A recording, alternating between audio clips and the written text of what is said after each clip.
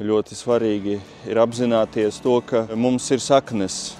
Un tāpat kā mēs esam tagad pie Rēzeknes katoļu vidusskolas un pie Rēzeknes katedrāles, tas liecina par to, ka mūsu tautai, arī Eiropai un arī pasaulē ir bijušas vērtības vienmēr.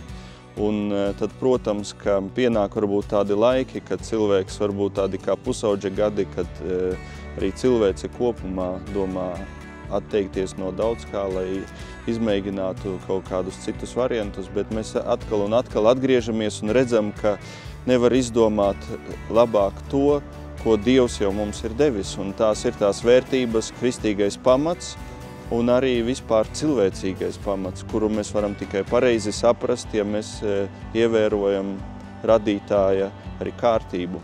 Būtiskākā atšķirība, ko mēs redzam, ko dot arī ticības pieredze cilvēkam, ka mēs mācamies saprast realitāti, kurā patiesībā pasaules realitātes centrā un visas radības centrā ir Dievs, visa radītājs. Ateistiski, liberālais varbūt skatījums liek centrā vai nu cilvēku, vai nu pat varbūt valsti, kā valstisko veidojumu, un tad cilvēks pazūd, viņam pazūd nozīme.